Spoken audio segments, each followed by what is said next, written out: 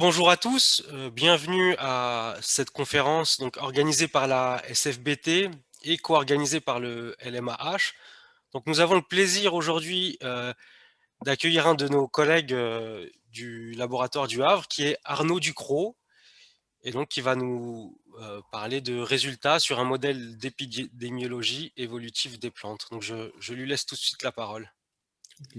Merci beaucoup Benjamin, merci aux organisateurs pour l'invitation. Donc, je suis ravi de participer à ce séminaire.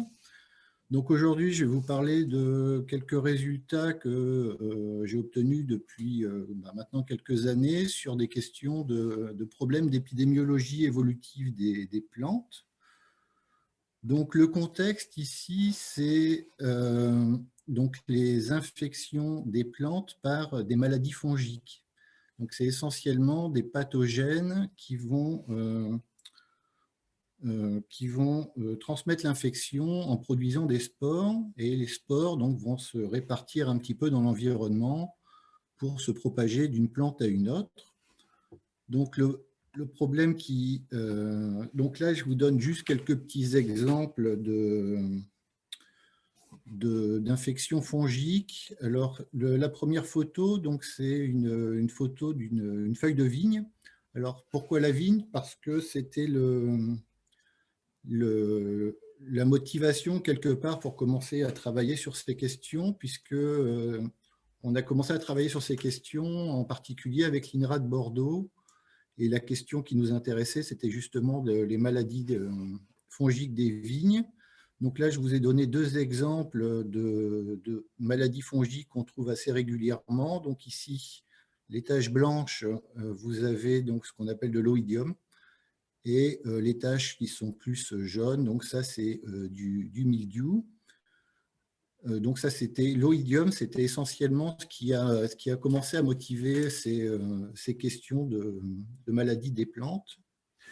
Et puis, je vous ai mis à côté la photo d'une mangue. Donc ça, c'est une autre maladie fongique du fruit. Alors pourquoi la mangue? Tout simplement parce qu'à un moment, avec Jean-Baptiste Bury de l'Institut mathématique de Bordeaux, on avait travaillé avec un de ses étudiants sur l'anthracnose de la mangue.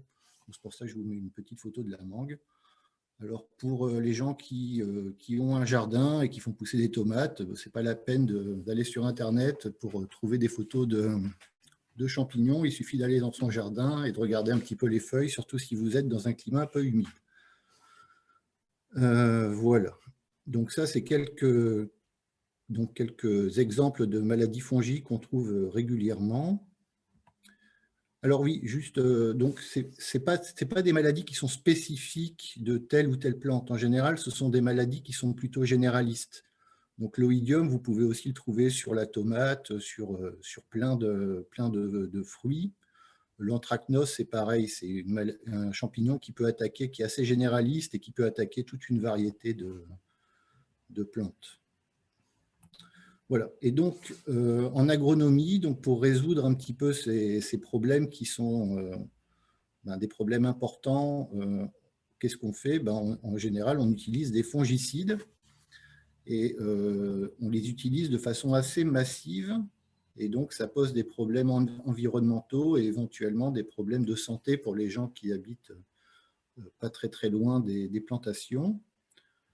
Donc, une façon d'essayer de diminuer un petit peu l'utilisation des fongicides, c'est d'essayer d'avoir de recours à des variétés qui sont résistantes aux champignons. Donc ça, c'est des techniques qui sont maintenant bien utilisées. Mais le problème de cette approche, c'est que c'est très long en fait, de créer une variété qui est résistante, ou au moins qui possède certains gènes de résistance. Et quand on regarde sur le terrain, en fait, eh bien, la résistance, elle est souvent très rapidement contournée par l'adaptation en fait, des pathogènes. Donc, une des questions qu'on s'est posées, c'est comment est-ce qu'on peut essayer d'augmenter la durabilité des phases de résistance. C'est une question qui est généraliste, hein, pour laquelle je n'apporterai pas de réponse, évidemment. mais je vais vous présenter du coup quelques modèles mathématiques qu'on a commencé à construire pour essayer de comprendre un petit peu ces questions, et puis ben, quelques analyses en lien en particulier avec la durabilité de ces résistances. Voilà. Donc, le cycle de vie, je dirais, typique d'un pathogène producteur de spores, donc c'est le suivant. Donc, vous avez une contamination initiale qui vient de l'environnement. Donc, ça vient de quelque part, c'est porté par le vent, c'est ramené par quelqu'un, c'est comme vous voulez. C'est des petits points rouges. Et les petits points rouges, eh bien, elles vont tomber sur une feuille. Et au moment où ça tombe sur une feuille, donc avec une certaine probabilité, eh bien, le spore qui est ici va commencer à germer. Et donc, vous avez ici la création de certaines colonies de spores sur les feuilles.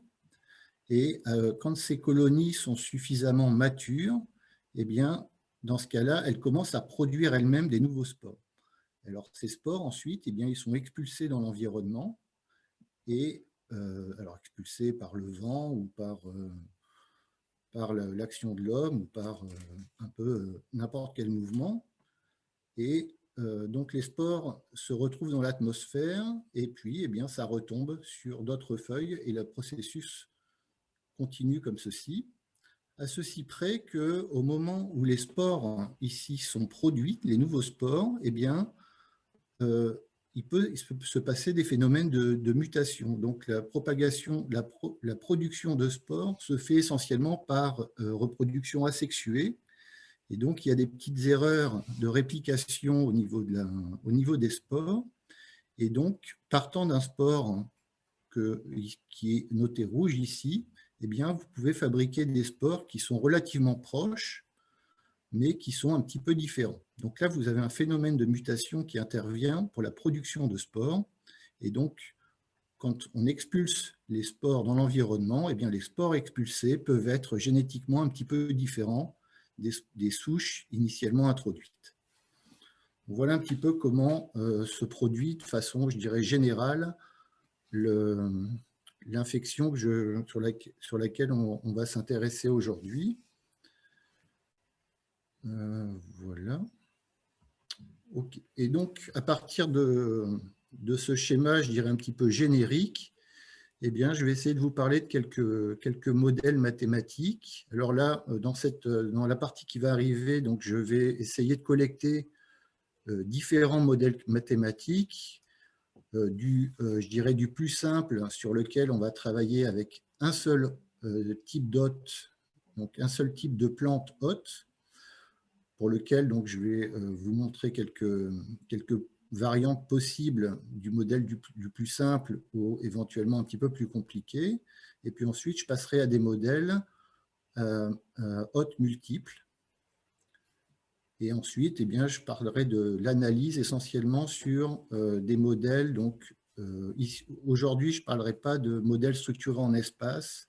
Je parlerai juste de modèles avec un type d'hôte et un modèle avec deux types d'hôtes pour lesquels on essaiera de comprendre les propriétés de concentration dans l'espace des traits phénotypiques en fonction de petits paramètres pour essayer de voir un petit peu quelles sont les souches qu'on peut observer à différents moments de l'infection.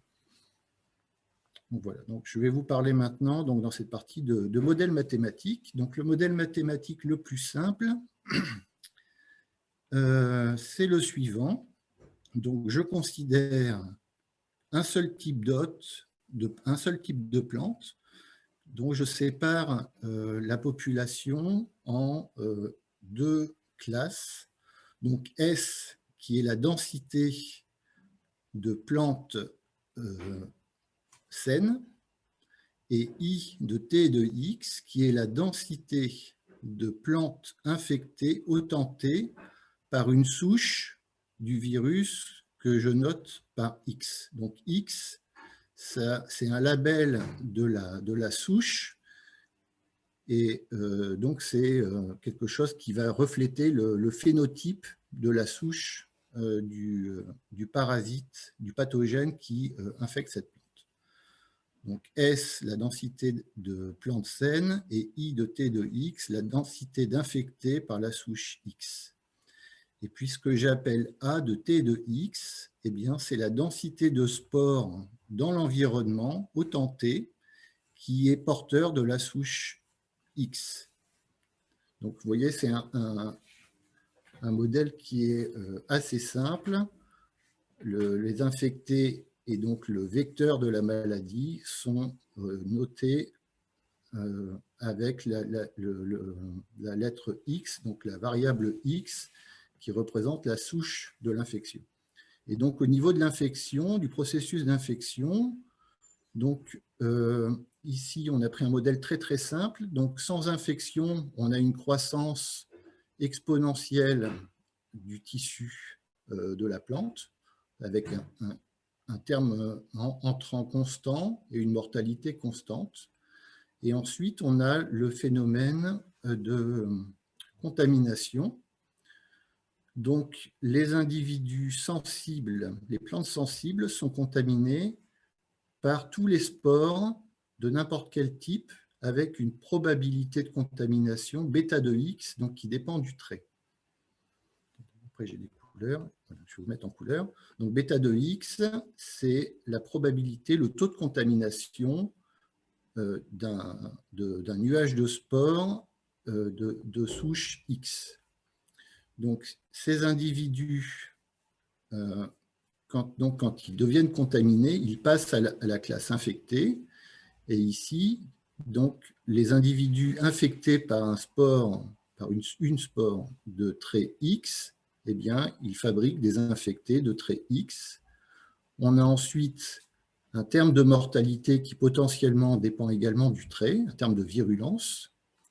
Et puis maintenant, donc, ces individus infectés, eh bien, ils vont fabriquer des nouveaux spores. Alors, un individu de trait Y va produire avec un taux R de Y, donc des nouvelles spores. Et les nouvelles spores, donc, elles sont soumises à mutation, comme sur le schéma précédent. C'est-à-dire que des spores de trait X, en fait, sont fabriquées par des spores de trait Y, avec ici un noyau de mutation, donc, qui est en vert. Et ensuite, les spores dans l'atmosphère ne vont pas rester très très longtemps. Donc, elles vont retomber sur les feuilles, d'où le terme ici moins A de T et de X. Alors ici, c'est normalisé, on peut mettre une constante si on veut. Mais la constante, en fait, je l'ai mise devant pour mettre un paramètre de rescaling. Donc ça, c'est essentiellement dans la suite. Donc ce paramètre-là, il va être très petit, donc je vais le prendre égal à 0, tout simplement parce que les spores ne restent pas très très longtemps dans l'atmosphère. Donc pour la vigne et l'oïdium, par exemple, il avait été estimé que les spores restaient une trentaine de minutes à 1 heure dans l'atmosphère.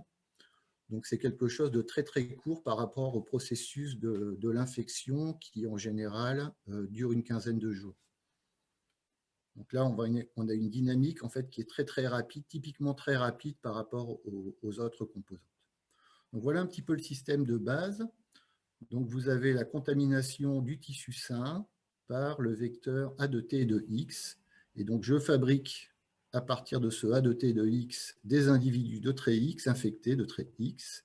Et ces individus de trait X subissent une mutation pour fabriquer des individus qui sont éventuellement d'un trait un petit peu différent, avec un taux de production ici R de Y. Donc voilà un petit peu le modèle sur lequel on va s'appuyer, donc le modèle de base. Donc, une extension de ce modèle donc, que je présente juste dans cette introduction au modèle que je n'analyserai pas aujourd'hui. Donc, c'est un modèle où on considère une répartition spatiale du modèle. Donc là, maintenant, les variables dépendent en plus d'une variable, je dirais, géographique, d'espace physique. Donc, c'est une variable Z. Donc, dans ce cas-là, les variables dépendent toutes de la variable Z, variable additionnelle. Donc, je transforme le S de T en S de T de Z, le I de T et de X en I de T, X et Z, et pareil pour le A. Et dans ce cas-là, la seule différence au niveau du modèle, c'est que je vais autoriser maintenant à ce que mes spores, au moment où elles sont produites, eh bien, elles se dispersent dans l'espace physique. Donc ici, par exemple, j'ai mis un terme de diffusion dans l'espace physique pour indiquer que le lieu de production, quand je produis des spores à l'endroit Z, eh bien, j'ai un phénomène de dispersion pour contaminer un petit peu le reste de l'espace. Voilà un petit peu le type de modèle. Donc, je vais un tout petit peu vous parler maintenant du paramètre de scaling et comment on peut simplifier un petit peu les équations. Donc, comme je le disais tout à l'heure, donc typiquement, le paramètre de scaling eta, il est très petit. Et donc, on va formellement supposer qu'il vaut 0.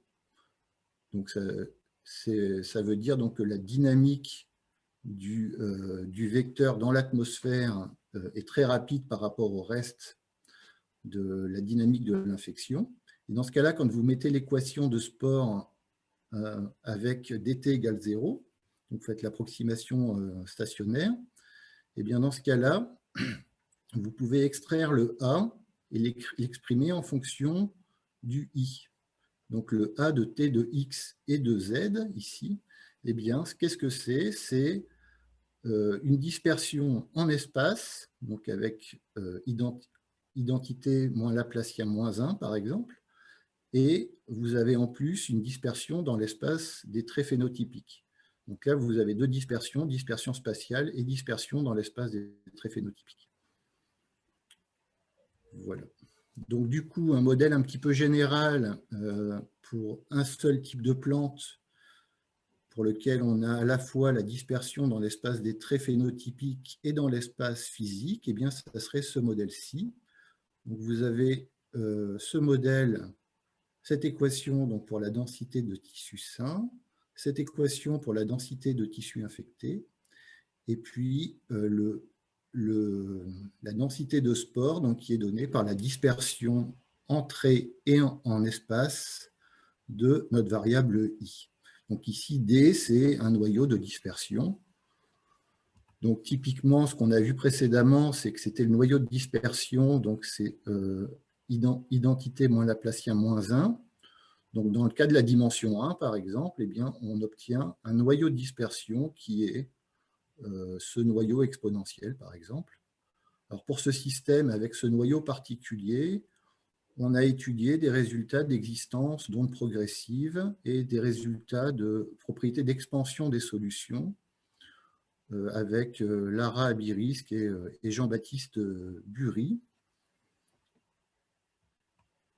Donc ensuite, vous pouvez regarder le même modèle dans lequel vous considérez non plus un seul type de plante, mais un mélange de plantes. Donc ici, j'ai écrit le modèle avec de l'espace directement et une diffusion. Donc qu'est-ce que c'est? Donc je considère SK et IK. Donc ce sont les densités de plantes de type K qui sont saines, la densité de plantes IK qui sont infectées par la souche X. Et dans ce cas-là, en fait, toutes mes plantes, elles peuvent produire des spores et elles vont être infectées par le même pathogène, en fait. Hein. Et donc, elles vont toutes pouvoir produire des spores. Donc, le système qu'on obtient, ben, c'est exactement le même système.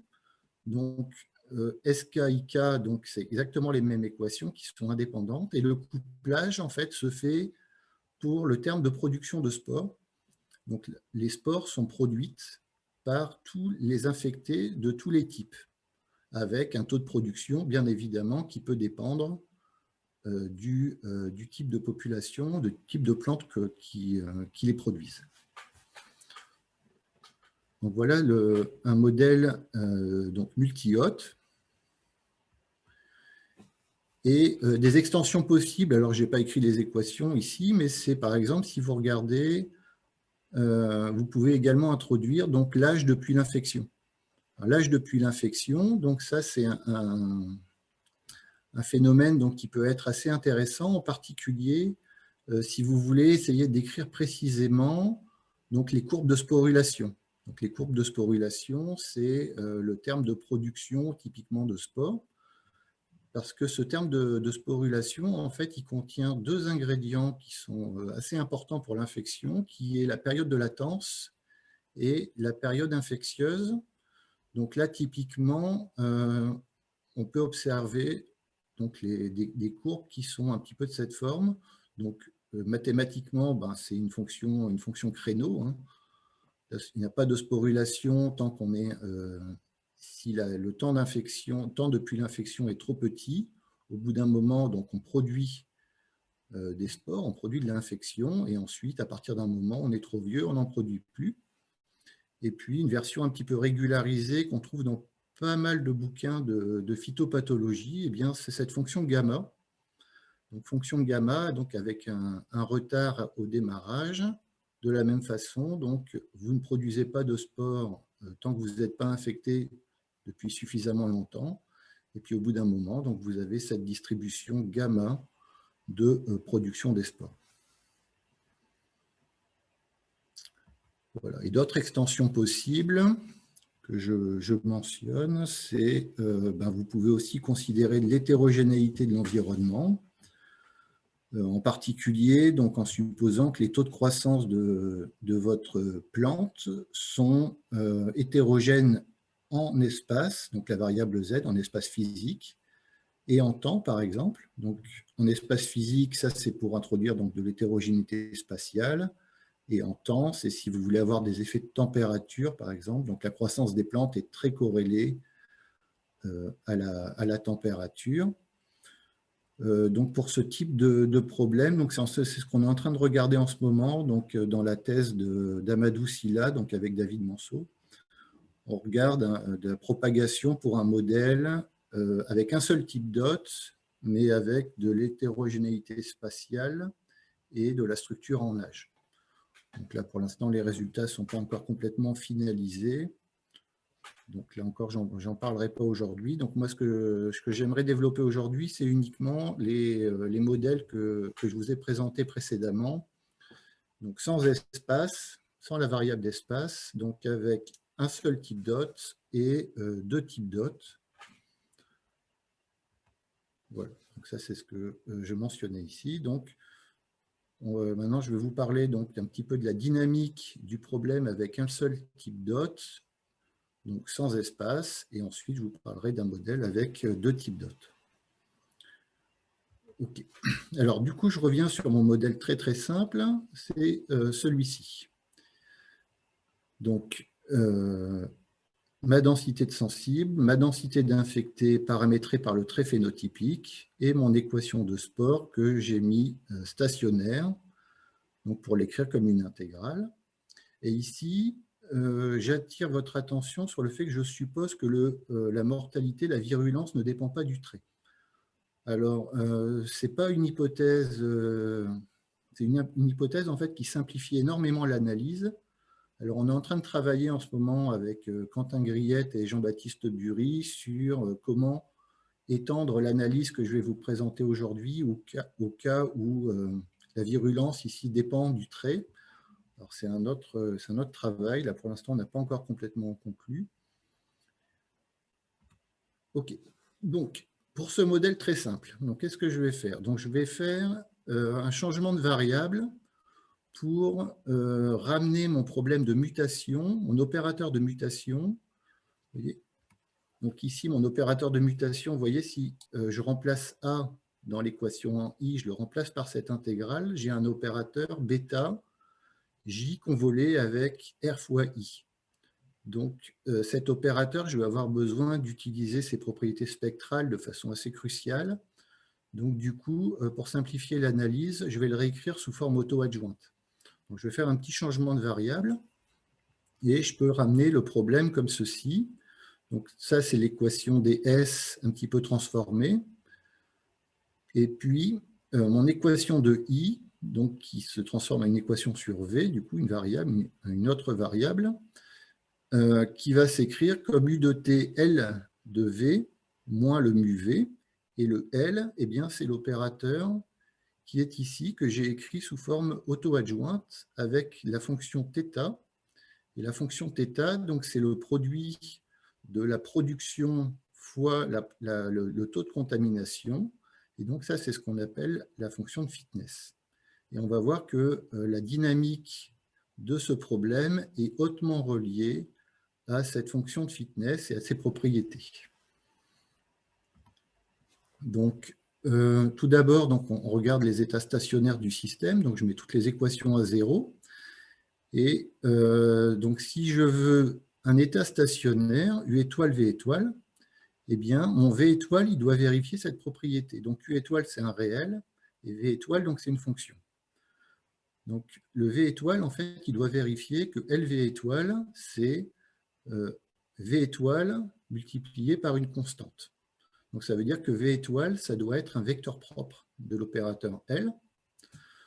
Et comme je veux des fonctions qui soient positives, eh bien, je n'ai pas le choix. Le V étoile, ça doit être un vecteur propre principal. Donc, du coup, ça veut dire que mon problème, en fait, je vais le réécrire de façon... Mon problème d'état stationnaire, il serait écrit de façon assez simple. V étoile, ça doit être un vecteur propre principal de L, et mu sur U étoile, qui doit être la valeur propre principale associée. Donc, du coup, j'ai besoin de regarder un petit peu quelques propriétés spectrales de l'opérateur L. Donc, mon opérateur L, je vous rappelle, c'est celui-ci. Donc, j'ai fait quelques hypothèses. Alors, on fait quelques hypothèses. Voilà, le noyau, je le suppose intégrable, borné, positif strictement, symétrique, de masse égale à 1. Donc là, ce n'est pas M, mais c'est J. Donc là, j'ai une condition de structure, essentiellement. Bon, si vous supposez que votre noyau est continu, celle-ci est quasiment automatiquement vérifiée.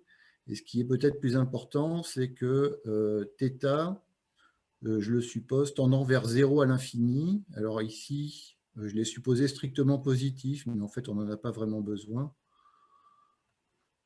Et pour simplifier, je le suppose strictement positif. Donc dans ce cas-là, avec la propriété de symétrie de J, mon opérateur devient auto-adjoint. Et avec les propriétés en particulier que θ tend vers 0, j'ai quelque chose de compact et quelque chose d'irréductible du fait de la positivité. Donc, du coup, je vais avoir l'existence d'une valeur propre principale. Et donc, du coup, je vais pouvoir appliquer un théorème de type Krein-Rüthmann généralisé ici, puisqu'on travaille dans L1. Donc, du coup, le cône est d'intérieur vide. Donc, une généralisation de Krein-Rüthmann pour en déduire l'existence d'une valeur propre principale simple avec un vecteur propre associé qui est strictement positif. Voilà, donc du coup, si on se résume, j'introduis donc le terme R0 qui est le seuil épidémique, donc qui est défini comme lambda sur mu fois le rayon spectral de l'opérateur L. Eh bien, si le R0 est plus petit que 1, je n'ai qu'un équilibre sans maladie. Et si R0 est strictement plus grand que 1, en plus de l'équilibre sans maladie, j'ai aussi un équilibre endémique que je sais calculer explicitement et donc qui est porté pour la composante en V par le vecteur propre principal. Voilà, donc ça, c'est les résultats un petit peu basiques sur ce problème. Alors, une petite remarque qui est assez intéressante et qu'on verra par la suite, en fait, qu'elle a un gros intérêt, c'est que en fait, le système, il a un unique état d'équilibre positif, mais algébriquement, en fait, il en a plein. Si vous prenez la décomposition spectrale de l'opérateur L, avec toutes ses valeurs propres et ses vecteurs propres, eh bien, dès que votre fonction bêta fois phi n est différente de 0, vous pouvez fabriquer un équilibre, mais un équilibre qui est porté par le énième vecteur propre. Donc, du coup, vous n'avez, comme par le théorème de Krein-Rüthmann, le seul vecteur propre positif, c'est le premier vecteur propre, et bien tous les autres sont des équilibres, mais sont des équilibres que je qualifierais d'algébriques, qui ne sont pas des équilibres admissibles. Mais par contre, vous pouvez avoir une infinité d'équilibres comme ceci. Voilà. Donc, je reviendrai un petit peu sur cette remarque juste après. Donc, le comportement asymptotique, bon, c'est le comportement, je dirais, auquel on s'attend. Si R0 est plus petit que 1, on converge vers l'état d'équilibre sans maladie. Et si R0 est plus grand que 1, on converge vers l'état d'équilibre endémique. Donc ça, c'est le résultat voilà, assez naturel de stabilité globale de l'unique équilibre endémique. Et ici, donc, le résultat, on ne l'a pas obtenu par une fonctionnelle de Lyapunov, mais on l'a obtenu par une comparaison. On a montré que V, en fait, c'était la projection sur le premier vecteur propre plus un terme qui tend exponentiellement vite vers 0. Et dans ce terme qui tend exponentiellement vite vers 0, eh bien, on a un taux de décroissance qui est lambda 1 moins lambda 2, c'est-à-dire la différence entre les deux premières valeurs propres de l'opérateur L. Donc, on a le gap spectral qui intervient ici. Voilà. Okay. Et donc, maintenant, ce qu'on a essayé de regarder, c'est quand on a un noyau qui est très concentré, c'est-à-dire un noyau de mutation qui est très concentré. C'est-à-dire que les mutations, en fait, elles ont lieu dans l'espace des traits phénotypiques, mais elles se produisent avec une petite variance, que j'ai appelée ici epsilon.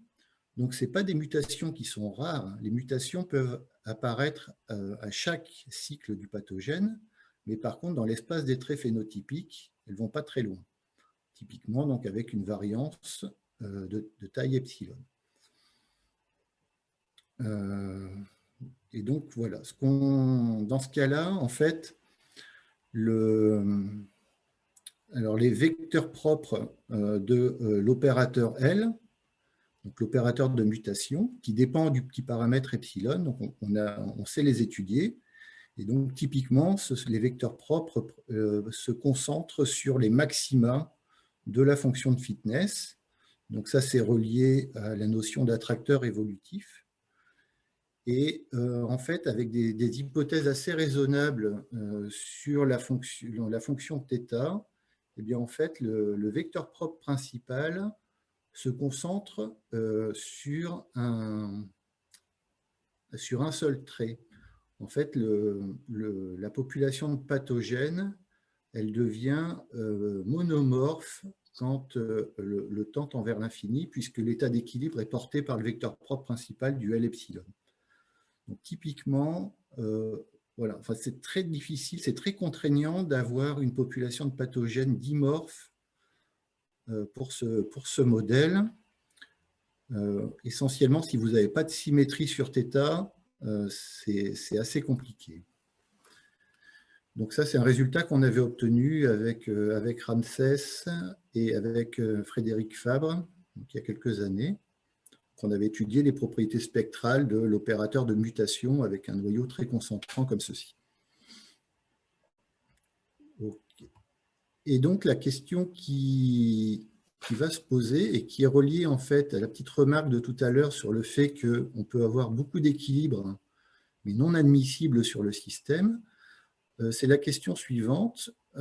Si on a plusieurs maxima au niveau de la fitness, des maxima globaux, eh bien, comment est-ce que ça va induire, quelle propriété ça va induire sur la dynamique du système? Donc, on connaît le comportement en temps long, mais qu'est-ce que ça va induire au niveau du comportement transitoire? Et donc, ça, c'était un petit dessin, donc une petite simulation du système. Donc, on prend une fonction de fitness, θ, qui a, alors là, c'est pas θ, mais c'est θ au carré, c'est psi. Donc, une fonction de fitness qui a deux maxima. Donc, maxima globaux. Un localisé sur le point x1 et un localisé sur le point x2. Et puis, on prend une donnée initiale qui est très concentrée sur le deuxième point de maximum. Alors, le vecteur propre principal, quand vous avez cette configuration de fitness, le vecteur propre principal, il va se concentrer en fait sur le trait le plus plat ici. Donc, le vecteur propre principal, il est monomorphe et il se concentre essentiellement ici sur le x1, quand epsilon est petit. Et donc, quand vous démarrez d'une donnée initiale très concentrée sur X2, eh bien, qu'est-ce que vous faites? Vous restez très longtemps sur X2, puis au bout d'un moment, vous sautez et vous commencez à envahir le X1. C'est-à-dire que vous avez une population à chaque fois monomorphe, ou pendant un certain temps dimorphe, mais essentiellement monomorphe, qui va se concentrer sur le trait X2 pour ensuite atteindre son comportement asymptotique et rester le long de X2. Et si vous augmentez la taille de epsilon, eh bien, vous augmentez fortement la durée pendant laquelle vous restez sur X2 avant de sauter sur le X1. Donc là, au niveau de la simu, vous passez de 10 puissance 3 à 10 puissance 4. Je ne sais plus en diminuant de epsilon de combien, mais c'était pas... Je ne sais plus exactement de combien on avait diminué epsilon pour obtenir ce calcul, mais ce n'était pas énorme. OK. Donc du coup, voilà, pour étudier un petit peu ce phénomène, donc on a fait quelques hypothèses. Alors, c'est des hypothèses essentiellement sur les propriétés spectrales de l'opérateur L epsilon. Donc, on va supposer le gap spectral, donc qui dépend de epsilon, et le deuxième gap spectral qui dépend aussi de epsilon. Donc, on a fait des hypothèses sur ces deux gaps spectraux. Donc, le premier gap spectral, il est assez petit, donc essentiellement plus petit que epsilon sur log epsilon. Et le deuxième gap spectral, il est de l'ordre epsilon. Et puis ensuite, on a supposé que des hypothèses sur les deux premiers vecteurs propres. Les deux premiers vecteurs propres se concentrent respectivement le premier sur X1 et le deuxième sur X2. Et si vous regardez la contribution à l'extérieur d'une boule, eh bien cette contribution elle est très très petite en epsilon, donc de l'ordre de epsilon infini.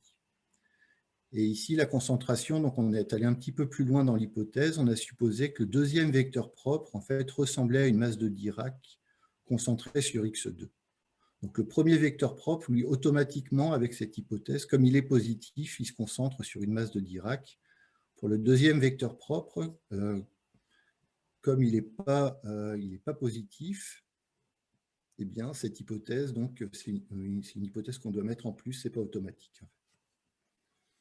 Alors ça, c'est des hypothèses, je dirais, un petit peu théoriques. En fait, on sait les vérifier dans certains cas, en particulier si le noyau J il a une décroissance assez rapide, eh bien, l'hypothèse, on sait la vérifier. Alors, l'hypothèse du premier gap spectral, par exemple, ça revient à dire que les maxima, donc, ils ont la même hauteur, la même dérivée première qui s'annule, et en fait, ils ont la même dérivée seconde. Ça suffit pour dire que le gap spectral, en fait, il est au moins d'ordre 2, et donc il satisfait bien, il est bien plus petit que epsilon sur log epsilon. Et toutes les autres hypothèses, donc on sait également les décrire en fonction des différentes dérivées de la fonction phi. Dans le cas de multi-D, donc on a aussi fait les calculs, mais par contre, c'est un petit peu plus compliqué à exprimer. Et ça, on avait fait les calculs avec Ramsès et Frédéric Fabre. Et puis, il y a des cas où on espère avoir un gap spectral, un premier gap spectral qui est vraiment très très petit, voire même exponentiellement petit. Mais ça, on n'a pas réussi à le démontrer pour l'instant, mais on s'attend à ce qu'il y ait des configurations comme ceci. Voilà, donc quelques petites remarques par rapport à ça. Donc, ce que je disais tout à l'heure, c'est que le premier vecteur propre, si vous le normalisez, du fait de la positivité et d'hypothèse de concentration, il se concentre comme une masse de Dirac sur le maximum X1. Le deuxième vecteur propre, donc sa propriété de concentration, c'est une hypothèse. Et puis, on a aussi quelques propriétés asymptotiques. Donc, le rayon spectral, donc la plus grande valeur propre, elle va ressembler donc au maximum de θ. Le R0, du coup, il ressemble un petit peu à cette quantité. Et puis, sur la petite remarque qu'on avait dit tout à l'heure, donc je peux considérer ce point, donc U2, V2, qui est obtenu, donc c'est l'état d'équilibre algébrique que j'obtiens à l'aide du deuxième vecteur propre.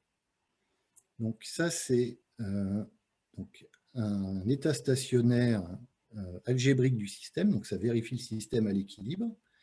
Par contre, ce n'est pas l'équilibre admissible, puisque le deuxième vecteur propre donc, change de signe. Donc c'est ce que j'appelle ici un quasi-équilibre. Alors, ce quasi-équilibre, en fait, eh bien, c'est ce quasi-équilibre qui va donner le comportement transitoire qu'on a observé sur les figures tout à l'heure. Donc ça, on a pu l'étudier assez finement. En particulier, donc, si vous prenez une donnée initiale qui est complètement égale à 0 sur x1 et qui a une certaine masse sur x2, eh bien, dans ce cas-là, votre solution, elle va vivre pendant très longtemps au voisinage donc, de ce point de quasi-équilibre.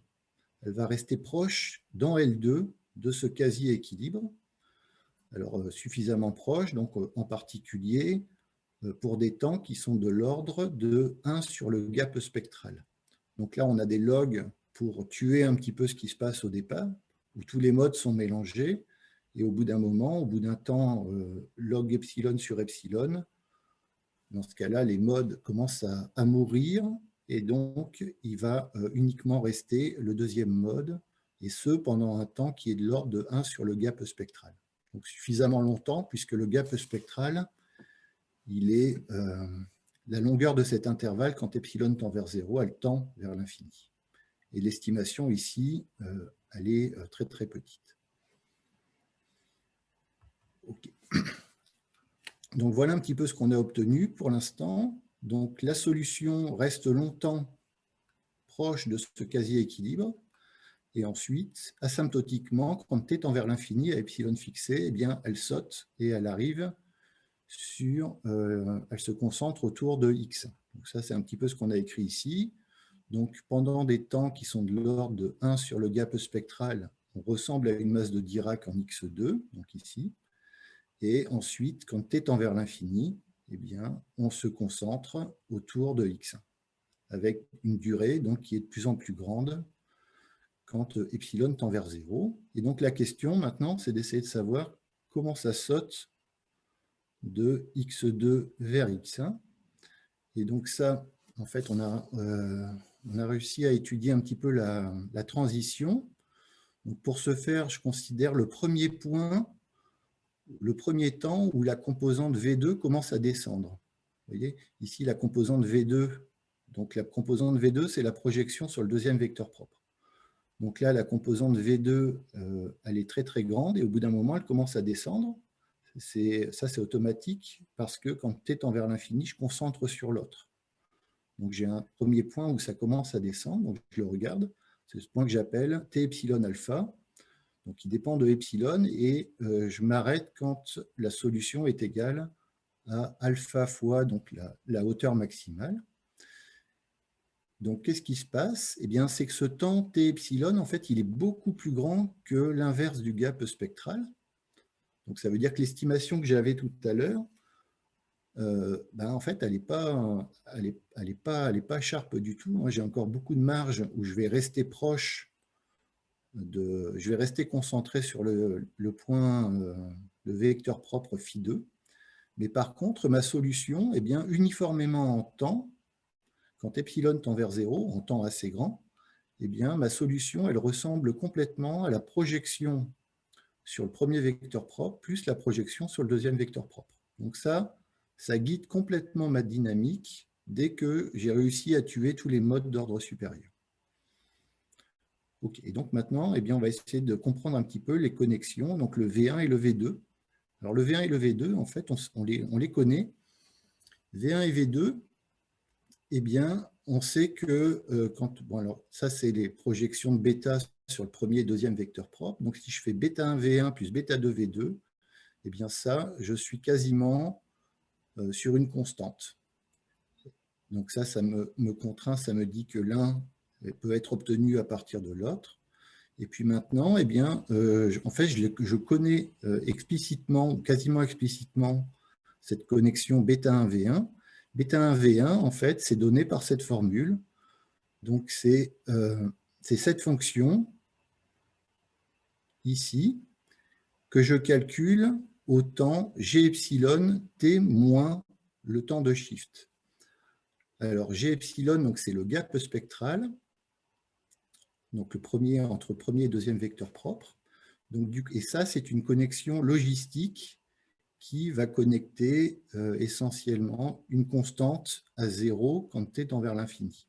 Donc, ça veut dire que la connexion V1, eh bien, c'est une connexion logistique entre une constante et 0, et le scaling en temps, eh bien, c'est 1 sur le gap spectral. Donc, ça veut dire que si je reviens à mon dessin, eh bien, la durée pendant laquelle j'ai du polymorphisme, ici, j'ai du dimorphisme, eh bien, en fait, elle est relativement longue. Elle dure, elle dure un temps qui est de l'ordre de 1 sur le G epsilon, donc 1 sur le gap spectral. Voilà. Et donc, en 1D, en fait, on peut faire une approximation des vecteurs propres premier et deuxième. Donc, ces vecteurs propres, ils sont donnés par une gaussienne. Alors ici, c'est une gaussienne normalisée dans L2. Et donc, du coup, eh bien, la solution, elle est normalisée. Le bon scaling, c'est racine de epsilon. Racine de epsilon fois V. Donc, ça ressemble à ces connexions logistiques, donc avec un scaling en 1 sur G epsilon. Et puis, c'est très concentré autour de x1 et x2, et c'est concentré comme une exponentielle, comme une gaussienne.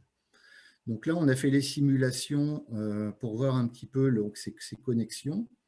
Alors ça, c'est une approximation. Alors, je ne l'ai pas mis avec un symbole vraiment mathématique, parce que ça, c'est normalement, c'est une approximation dans L2.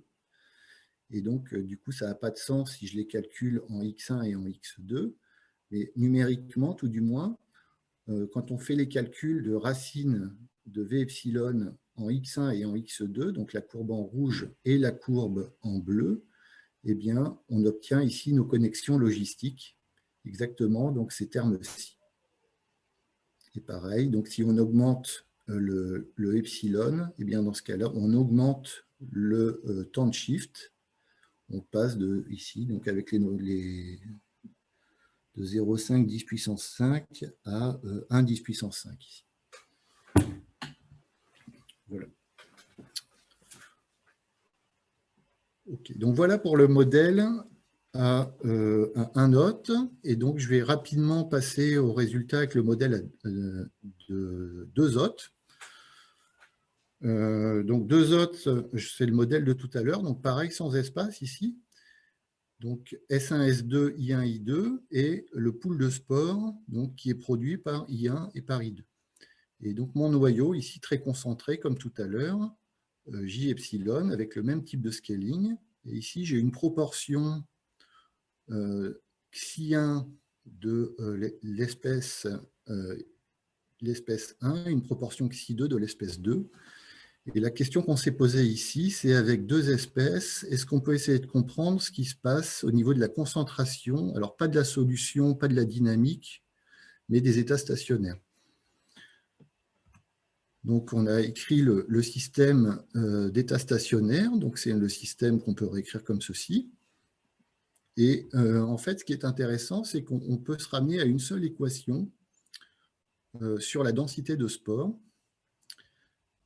C'est une équation de la forme A égale TA, avec le T qui est un opérateur non linéaire, donc qui fait apparaître ici donc la convolution par le noyau de mutation, les fonctions de fitness phi1, phi2, donc qui sont données par ces formules. Et ici, vous avez un dénominateur qui dépend lui-même de A. Donc c'est cette partie-là qui est un peu délicate. Et donc c'est cette partie-là en fait qui va induire un petit peu de comportement, un peu compliqué. Donc la fitness ici, ben, c'est comme tout à l'heure, hein, c'est donné par bêta, le produit bêta fois R. Donc ici, on a une virulence qui peut éventuellement dépendre du trait, mais bon, ça, c'est pas très important. Voilà, donc on a supposé, comme tout à l'heure, que toutes les fonctions sont continues. Le noyau, il est comme tout à l'heure. Voilà. Donc je définis le seuil épidémique comme lambda sur θ, c'est la mortalité naturelle, rayon spectral du noyau de mutation avec la fitness, donc les deux proportions de fitness, état 1 psi 1 plus état 2 psi 2.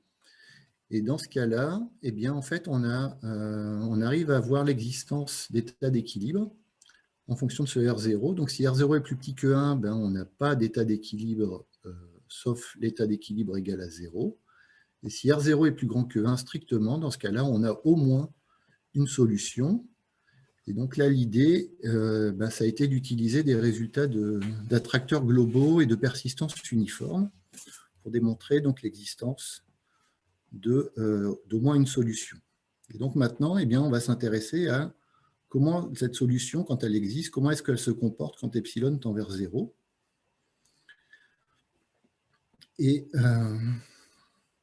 donc une première remarque, c'est quand on regarde l'équation de A, donc c'est cette équation, vous voyez que si les dénominateurs sont les mêmes pour les deux fractions, si β1 égale β2, et bien dans ce cas-là, j'ai le même dénominateur, donc je peux le rebalancer de l'autre côté, et je me ramène en fait à une équation comme celle-ci.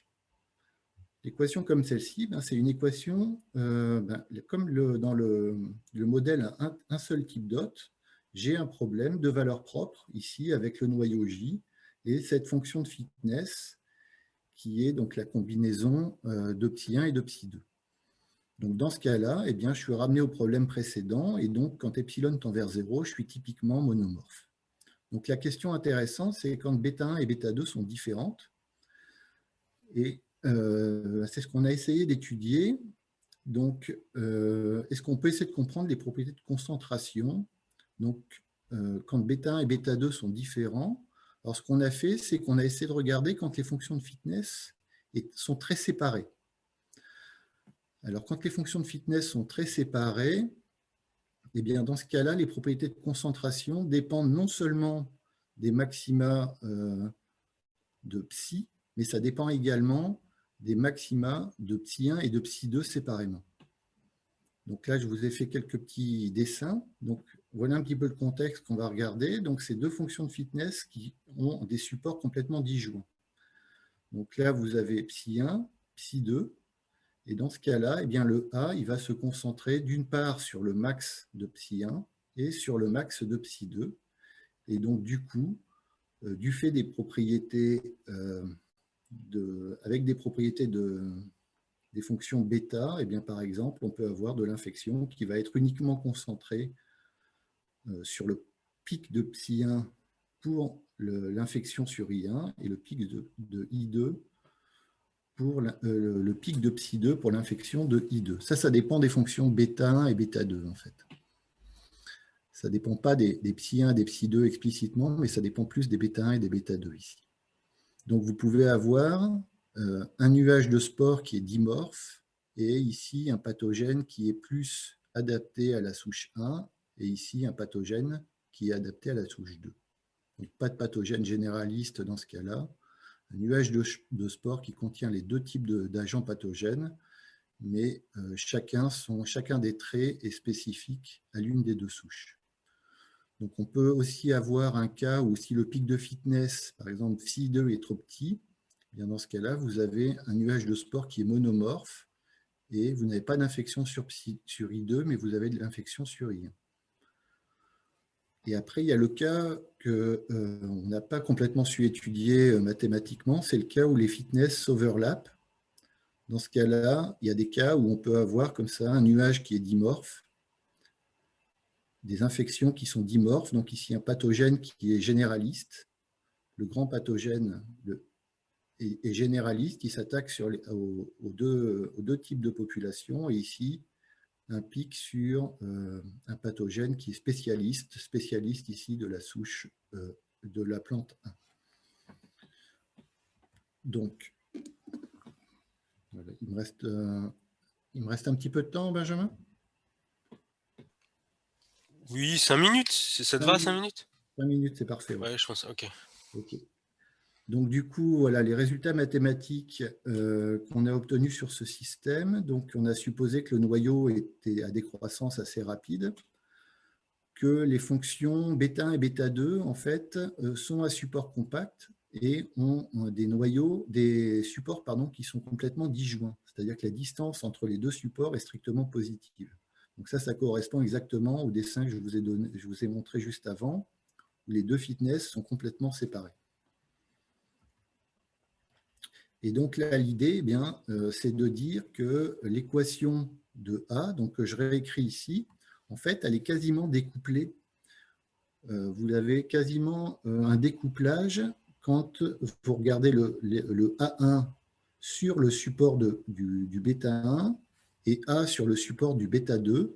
Eh bien, en fait, vous avez quasiment une équation sur chacun des deux supports, tout simplement parce que, en gros, quand vous regardez le couplage ici, par les fonctions de fitness, eh bien, si vous coupez à ce qui se passe sur l'un des deux supports, le reste, il est très très petit, il est d'ordre aussi petit que vous voulez. Donc le problème se découple d'un certain sens, et donc ça nous a permis de faire une analyse du système. Donc là, je rajoute une petite hypothèse sur les gaps spectraux, là encore. Donc, je ne vais peut-être pas détailler, mais globalement, le résultat qu'on a obtenu, c'est que si le R0 limite, qui est le max de R0 sur la première et deuxième plante, premier type de plante et deuxième type de plante est strictement plus grand que 1, et bien dans ce cas-là, les solutions, elles se représentent comme ceci. Donc, c'est une composante vers le pic de la première fitness, une composante vers le pic de la deuxième fitness, plus un reste d'ordre aussi élevé que vous voulez. Et le AK epsilon ici, eh bien, c'est la solution endémique d'un problème à un type dot si le R0 est strictement plus grand que 1 et c'est 0 sinon. Donc en gros, c'est exactement les dessins que je vous ai montré tout à l'heure ici. Donc là, vous avez deux types d'hôtes, deux problèmes à un hôte. Et quand vous regardez les solutions correspondantes, eh bien, quand vous faites la somme, ça vous donne quasiment le résultat du nuage de sport que vous obtenez avec le couplage. Et ici, vous avez ce type d'hôte-là qui a un R0 plus grand que 1, celui-ci qui a un R0 plus petit que 1, et donc le résultat, c'est la solution du problème à un hôte type 1, et la composante sur le deuxième type d'hôte, elle vaut 0. Voilà. Et donc, on a aussi du coup obtenu un résultat d'unicité des solutions quand epsilon est assez petit, en utilisant des arguments de degré topologique et la forme des solutions qu'on a construites précédemment. Voilà. Bon, après, j'avais quelques petits dessins, mais bon, je ne vais pas avoir le temps. Voilà. Donc voilà, ça c'est un petit peu les papiers qui sont associés. Et donc, je vais m'arrêter là et je vous remercie pour votre attention. Je pense qu'on peut remercier chaleureusement Arnaud, hein. Merci pour cet exposé, moi j'ai beaucoup apprécié. S'il y a des questions, alors, Peut-être je peux commencer par quelques ouais, questions, Benjamin. certainement. Est-ce que c'est d'accord? Arnaud, merci beaucoup pour cet exposé, hein. C'était vraiment très, très intéressant. À un moment, tu as parlé d'attracteurs évolutifs et j'ai cru comprendre qu'il y avait une définition un peu générale et un peu formelle de ce type d'attracteur. Oui, alors un tracteur évolutif, c'est quand on regarde enfin, un peu formelle, c'est une définition un petit peu biologique. C'est quand on regarde une population avec une seule fitness, on regarde la fitness d'invasion, et dans ce cas-là, d'autres souches ne peuvent pas envahir, en fait. Ah oui, d'accord. Dans un cas comme ça, on dit que la solution se trouve sur un certain attracteur, quoi, en fait. Oui, c'est ça. Mais C'est ça. alors, quand les maxima sont très très proches les uns des autres, en particulier si on ne peut pas les différencier à l'ordre 2, et bien dans ce cas-là, la notion d'attracteur évolutif, hein, les résultats de dynamique adaptative ne s'appliquent pas forcément. Donc c'est pour ça qu'ici l'analyse comment dire, des vecteurs propres du système en fait, a été intéressante pour classifier qui était sur quel point on allait se concentrer, même quand on a des niveaux de ressemblance des deux pics à des ordres très très élevés. D'accord. Oui. Oui, oui, oui, oui. Je ne comprends pas complètement la terminologie de points stationnaires algébriques. Ouais. J'ai eu l'impression que ce qui distinguait ces points stationnaires du bon point d'équilibre, c'était plus dans une c'était plus une notion de stabilité, en fait. Est-ce que je me trompe ou quoi? Non, en fait, ce que j'appelle les points algébriques, c'est quand on fait abstraction de l'espace d'état. Par contre, si on prend l'espace d'état, en fait, tous les points d'équilibre, en fait, ils ne sont pas dans l'espace d'état, ils ne sont pas positifs. Ah, Et donc, du coup, par contre, ils sont très, très proches. Ils peuvent être très, très proches d'un équilibre positif, parce que la composante où ça devient négatif, elle peut être très, très petite. d'accord. Algébriquement, d'un certain sens, si on oublie le cadre fonctionnel, on a un équilibre du système, mais par contre, il n'est pas dans l'espace d'état, il n'est pas admissible. D'accord, ah, je comprends mieux la terminologie, d'accord, d'accord. Je ne sais pas si c'est la bonne, hein, du coup. Mais C'est parce qu'elle n'est pas biologiquement viable, quoi. ce n'est pas admissible, ce n'est pas Ouais. dans l'espace d'état. Mais par Ouais. contre, en particulier quand epsilon est très petit, la mesure où la solution est négative, elle tend vers zéro. Et donc, on est quasiment sur quelque chose de positif. C'est pour ça que j'appelle ça un quasi-équilibre, Oui.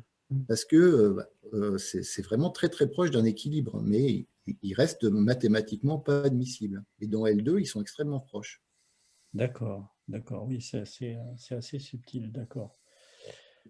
Très bien, bah, je te remercie pour les réponses aux questions. Et puis, Benjamin, peut-être il y a d'autres questions. Oui, oui, oui, s'il y a d'autres questions, vous pouvez prendre la parole. Je peux? Oui, oui, vas-y, Aziz. Merci. Alors, j'avais une question justement sur l'infinité d'équilibre, là. J'avais une question sur le modèle, mais ça s'est un peu éclairci petit à petit.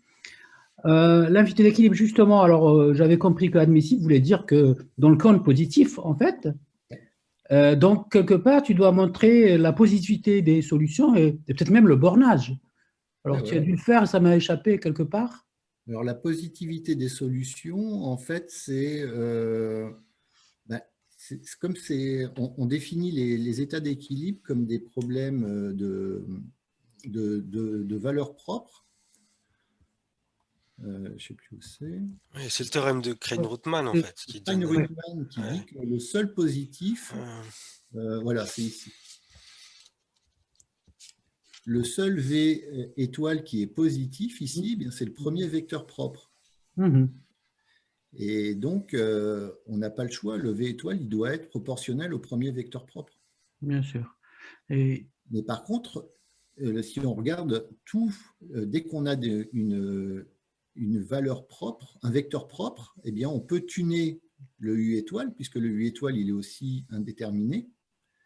Et dans ce cas-là, le V étoile, il peut devenir proportionnel à n'importe quel vecteur propre, si on oublie l'espace d'état qu'on travaille avec des fonctions positives, évidemment. Oui, tu parlais justement de changement de signe des vecteurs propres. C'est ça. Et des quasi-équilibres. Donc, tu attends que ça passe au positif pour que ça devienne un équilibre admissible. Oui, mais pas vraiment, parce que comme ils sont très très proches dans L2, oui, d'accord. on peut rester, en fait, dans L2, on peut rester très très proche de ce, entre guillemets, quasi-équilibre, parce qu'en plus, il a la mauvaise idée d'être instable, parce que, bon, il n'est pas admissible, certes, mais il est aussi instable si on le regarde au niveau des valeurs propres, parce que le gap spectral, dans ce cas-là, il va être positif. Mais le gap spectral étant très petit, eh bien l'équilibre, il est très faiblement instable, en fait. D'accord, d'accord. Et du coup, c'est pour ça qu'en fait, on reste très très longtemps proche de celui-ci dans L2 avant de sauter sur l'autre. Ah oui. Alors, Ben, si tu permets, juste vas-y, justement, vas-y. je peux? Oui. Oui, je t'en prie bien. Ouais. Justement, là, du coup, j'ai noté le slide, c'était le 24, je crois. Tu parlais du saut de X1 à X2. Ben, il y a ce saut-là, si tu l'expliques pas, il y a une bifurcation derrière, il y a quelque chose. Comment tu expliques ce saut brutal d'un coup? Non, non, il n'y a pas du tout de bifurcation. C'est quoi ce saut-là? Ben, ce saut, justement, c'est que pendant très longtemps, on a ce transient où on reste sur cet équilibre. Et puis, au bout d'un moment, on a mis suffisamment de population autour de X1 par mutation.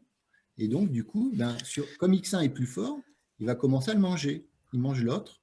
Donc, celui-ci diminue par compétition et celui-ci monte parce qu'il est plus fort. Alors je rebondis là, c'est pour avoir une précision précisément là-dessus.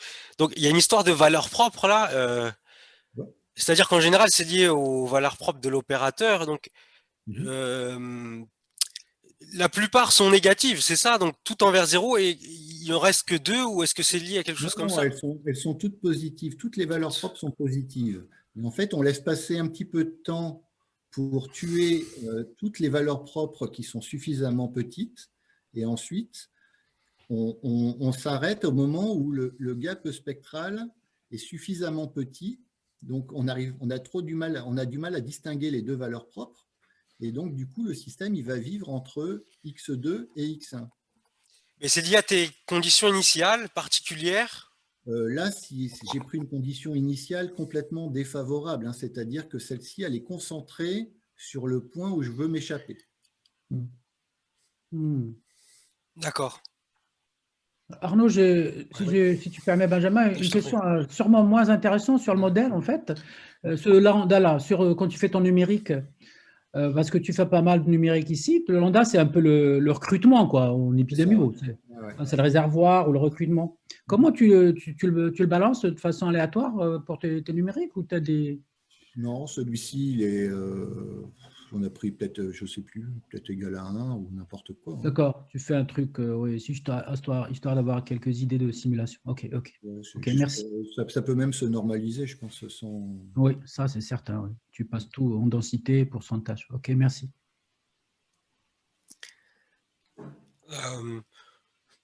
Moi j'ai le temps, hein, donc s'il y a d'autres questions, si Arnaud est prêt à répondre, Oui, et Jean-Claire Rambaud, donc je remets ma vidéo, s'il veut bien. Ok, voilà.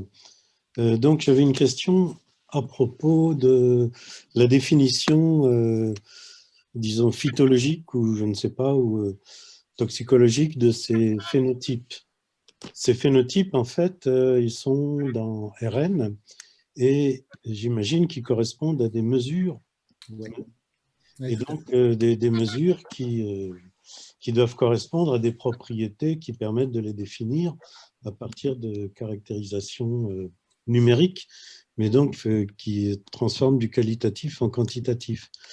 Et peut-être que ce quantitatif, il pourrait en fait, étant du qualitatif, caractériser des propriétés de ces sports particulières. Et ce que j'ai en tête, en fait, c'est est-ce qu'il serait possible d'utiliser ce cadre pour définir des divergences phénotypiques? Imaginons que tu aies un X initial qui soit un bon compromis, enfin une fitness idéale pour l'association de deux traits phénotypiques différents. Enfin, par exemple, j'ai en tête ce que les écologues théoriciens appellent viabilité et fécondité.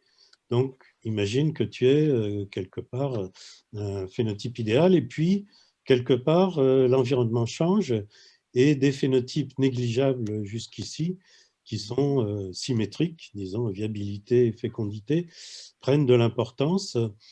Est-ce que ton cadre théorique pourrait s'appliquer à l'émergence d'une divergence phénotypique à partir d'un phénotype moyen pour des phénotypes distincts, a priori symétriques, sinon ils ne vont pas pouvoir vivre longtemps. Est-ce que ça te paraît raisonnable, viable comme question dans le cadre de ce que tu as fait jusqu'ici, qui est très, très joli, hein. Félicitations.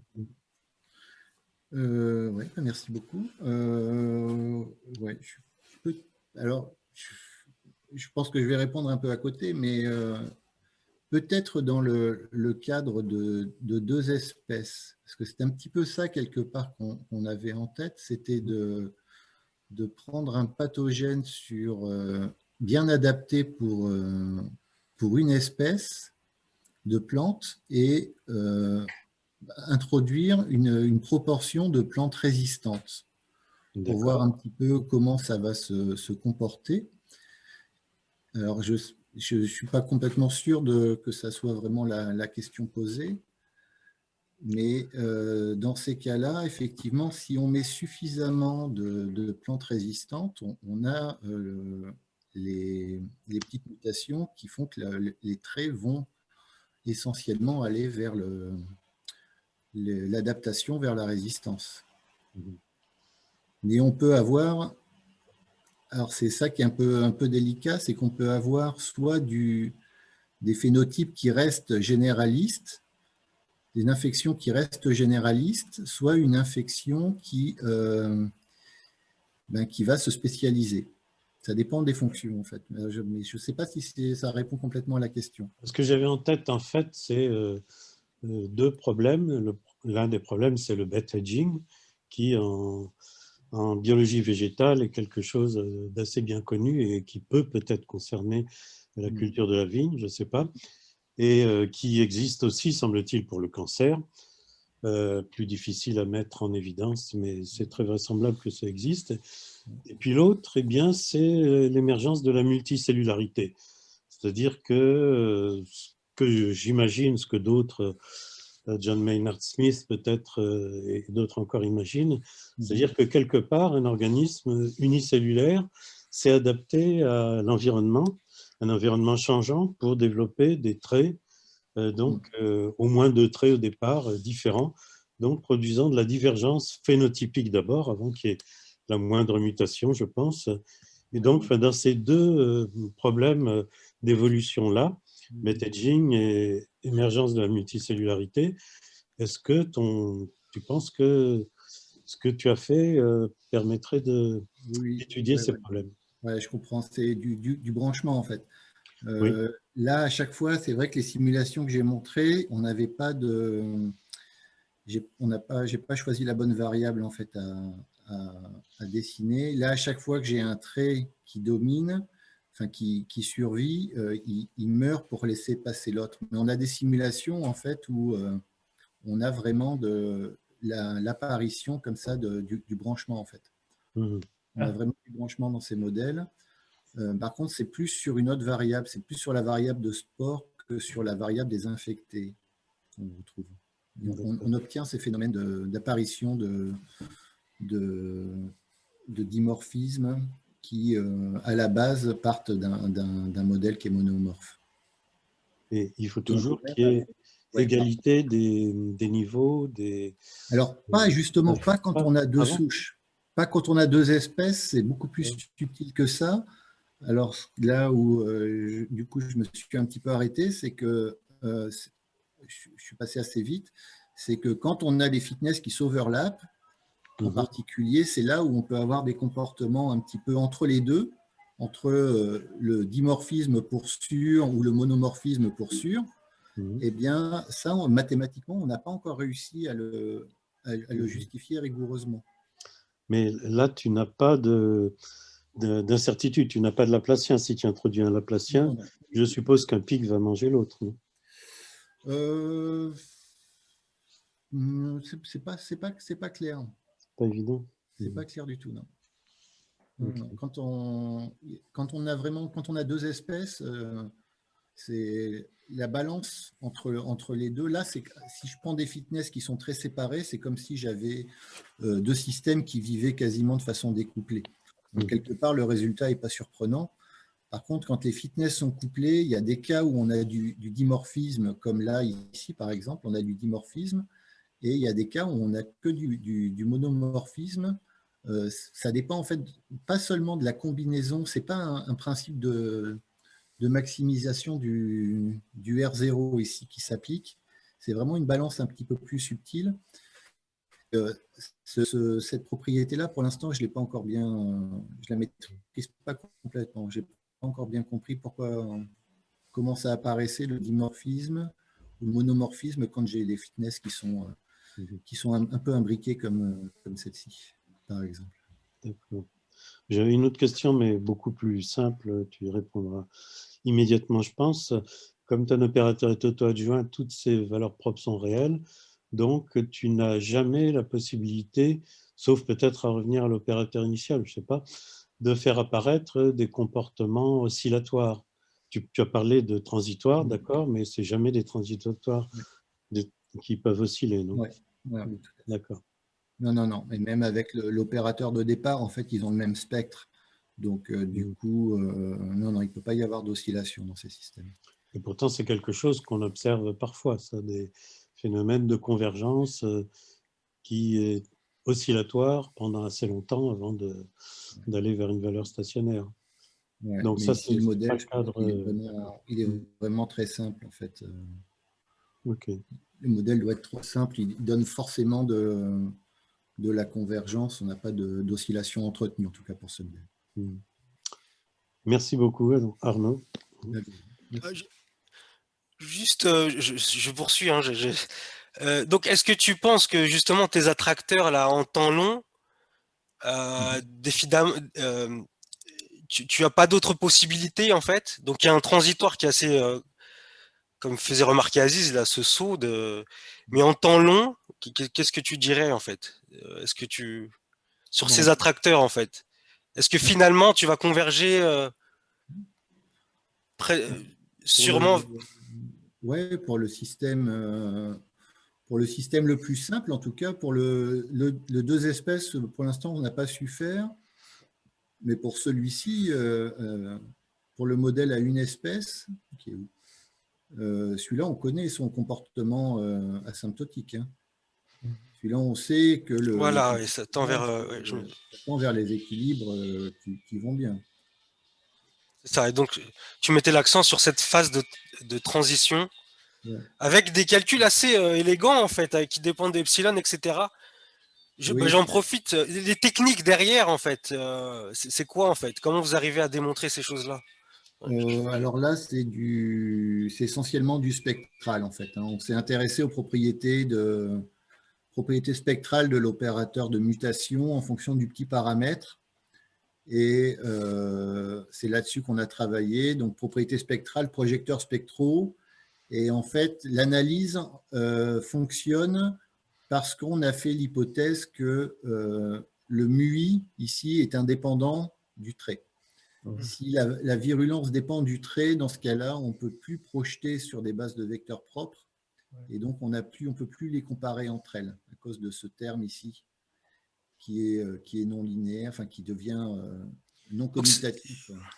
Alors, parce qu'en général, tu as des problèmes justement avec les noms. Si tu projettes, c'est la non-linéarité en fait qui fait. Et là, ça pose généralement des problèmes parce que tout se mélange en fait. Et là, c'est pas la non-linéarité le problème parce que la non-linéarité ici ne dépend pas du X. Donc, elle commute avec les projecteurs spectraux.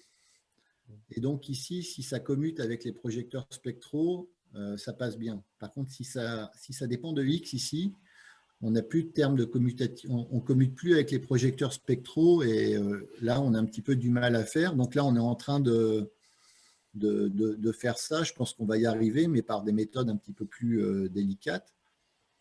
Mais l'analyse du transient, elle est vraiment basée sur ce calcul. Hein. C'est-à-dire que si l'équation en I, elle commute avec les projecteurs spectraux de l'opérateur L. et donc je reviens alors sur la question. Bah, tu as choisi une condition initiale défavorable, mais du coup, elle te permet de garder une autre solution assez longtemps avant de sauter vers la. Oui, c'est ça.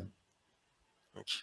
En fait, je prends une donnée initiale qui ressemble à mon quasi-équilibre Et du coup, je reste longtemps sur mon casier équilibre avant, comme il est instable de toute façon et qu'il n'est en plus pas admissible, eh bien, je vais finir par sauter et d'aller ailleurs et donc d'aller vers le comportement asymptotique sans passer par un autre transient plus compliqué.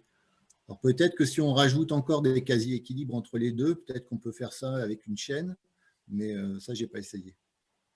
C'est le mot sauter qui me dérange, moi. Non, ça ne saute pas vraiment. Ça saute via la connexion, via la logistique, en fait. Je finis mes questions du coup, parce qu'à chaque fois j'ai une perche. Donc tu n'as pas parlé de... Est-ce qu'il est bien posé le problème en fait? Tes solutions, c'est facile à démontrer ça? Oui, c'est comme c'est une équadif, c'est Cauchy-Lipschitz, en fait. C'est que chez Cheat. Donc tu as des fonctions continues. Bah, tu parles de Dirac à la fin, mais tu prends epsilon petit. Oui. Epsilon est petit, donc on se concentre comme une masse de Dirac, en fait. Tu vois, c'est un peu comme les gaussiennes qui sont ici. Quand elles sont bien rescalées, quand epsilon est petit, ça ressemble à des Dirac. Là c'est rescalé dans L2, donc c'est pour ça que je n'ai pas le racine de epsilon. Mais quand on rescale dans L1, ça ressemble à une masse de Dirac. Donc là, tu as des fonctions continues. Je n'ai pas tout en tête là, mais c'est des fonctions continues définies pour tout temps. Ça peut exploser, non? Ça explosera pas. Non. Hmm. Bien qu'il Ok. explose, tout est borné. Ah oui, je sais pas s'il y a d'autres questions.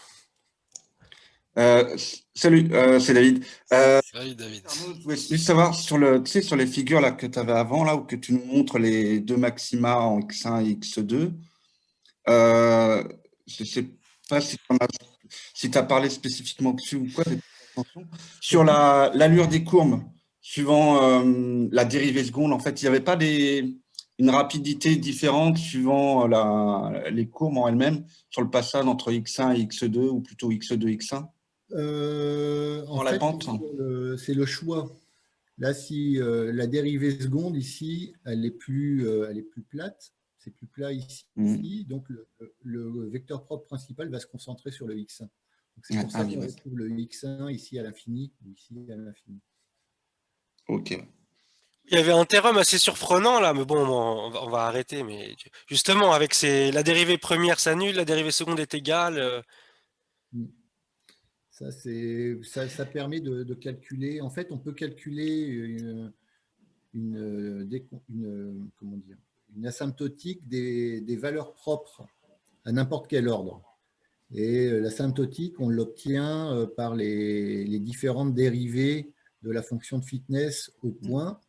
Et après, en fonction de comment on les compare entre elles, ces valeurs propres, eh bien, on arrive à avoir telle ou telle concentration sur tel ou tel point. Ouais. Ah, c'est intéressant. Arnaud, je te demanderai tes slides, hein, je les conserve pour les mettre à disposition dès que tu peux. Ça marche.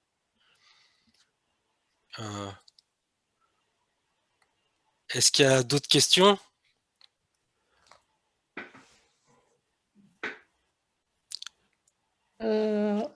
Bonjour, merci beaucoup pour la magnifique présentation. J'ai beaucoup apprécié.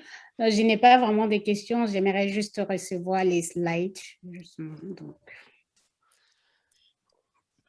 D'accord. Oui, je m'occuperai de ça.